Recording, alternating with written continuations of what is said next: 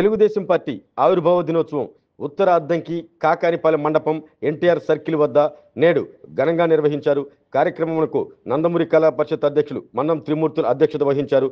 కార్యక్రమంలో ముందుగా మున్సిపల్ మాజీ కౌన్సిలర్ షేక్ కాసిం, మురుకొండ శ్రీధర్లు జెండా ఆవిష్కరణ చేశారు. అనంతరం టీడీపీ నాయకులు, కార్యకర్తలు పూలమాలలతో ఎన్టీఆర్ విగ్రహానికి ఘనమైన నివాళులర్పించారు. వేలమూరుపాడు గ్రామానికి చెందిన మూగ, చెవిటి, పేద మహిళైనటువంటి ఓర్సు బిందు అనే మహిళకు నందమూరి కళా పరిషత్ ఆధ్వర్యంలో కుట్టు మిషన్ను కార్యకర్తల చేతుల మీదుగా బహుకరించారు. కార్యక్రమం ఉద్దేశించి తెలుగుదేశం పార్టీ బాపట్ల పార్లమెంట్ నియోజకవర్గ ఉపాధ్యక్షులు నాగినేని రామకృష్ణ మాట్లాడుతూ, నాడు ప్రజాస్వామ్య విలువలను కాలరాసే విధంగా పాలన చూసిన ఎన్టీఆర్ తెలుగువారి కీర్తి ప్రతిష్టను కాపాడనే లక్ష్యంతో రూపొందించిన పార్టీనే ఈ తెలుగుదేశం పార్టీ అని, అటువంటి తెలుగుదేశం పార్టీలో మన అందరం ఉండటం గర్వకారణం అన్నారు.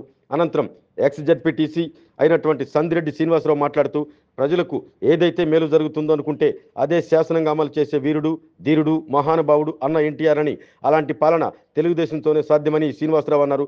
కార్యక్రమంలో కాకాని లక్ష్మీ నాగేశ్వరమ్మ, సందిరెడ్డి రమేష్, మురుకొండ శ్రీధర్, ధర్మవరపు నాగేశ్వరరావు, షేక్ కాసిం, నరిశెట్టి లక్ష్మణ, కాకాని హరిబాబు, గోవాడ శ్రీకాంత్, చేబ్రోలు వెంకట సుబ్బయ్య, నర్రా సుధాకర్, సుబ్బారావు, శ్రీను, వాసు తదితరులు పాల్గొన్నారు.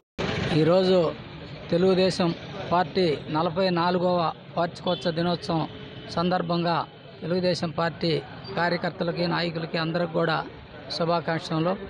ఇంకా ముందు ఇంకా ఎన్నెన్నో మంచి కార్యక్రమాలు చేసి ప్రజల ముందు పోయి ప్రజల మున్వడి తెలుగుదేశం పార్టీ పొందుతుందని తెలియజేసుకున్నాను. నా దేశం భగవద్గీత, నా దేశం అగ్నిపూరిత సీత, నా దేశం ఉత్తుంగతరంగ గంగ అంటూ నందమూరి తారక రాముడు ఆక్రోశిస్తే 1982వ సంవత్సరం మార్చి 29వ తారీఖున ఈ తెలుగుదేశం పార్టీ ఆవిర్భవించింది.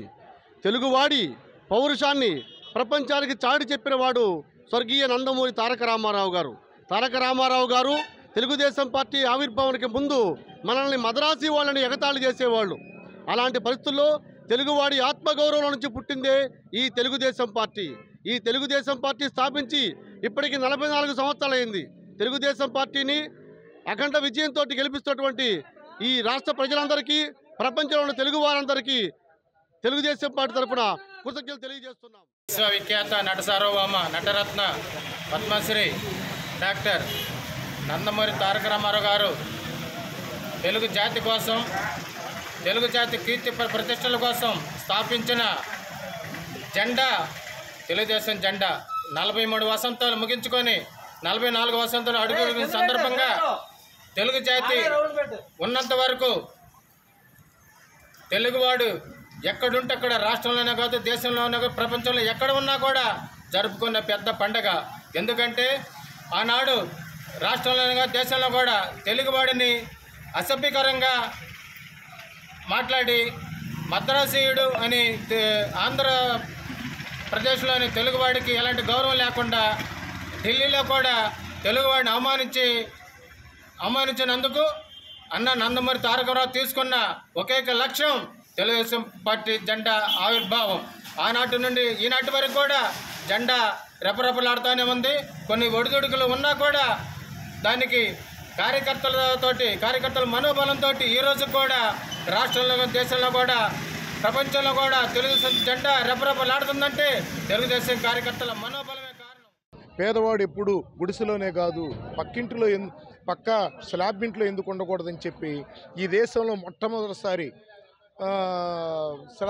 గృహ నిర్మాణ పథకాన్ని ప్రవేశపెట్టి పేదవాళ్ళందరికీ కూడా పక్కా ఇళ్ళు నిర్మాణం చేసిన ఘనత అన్న నందమూరి తారక రామారావుది. అలాగనే స్త్రీలకి ఎప్పుడు ఒంటింటికి పరిమితం అవుతున్నారు, వాళ్ళని ఆర్థికంగా బలవంతం చేయాలని చెప్పి ఆస్తిలో సమాన హక్కు ఏర్పాటు చేసిన ఘనత అన్న నందమూరి తారక రామారావు గారి. రైతులు ఇబ్బంది పడుతున్నారని చెప్పి, నీటి వసతి లేక ఇబ్బంది పడుతున్నారని చెప్పి ఆ రోజు తెలుగు గ్రామీణ క్రాంతి పథకం కింద అనేక ఎత్తిపోతల పథకాలు ఏర్పాటు చేయడం జరిగింది. కేవలం హార్స్ పవర్ 5 రూపాయలకి ఆ రోజు కరెంటు ఇవ్వటం జరిగింది రైతులకి.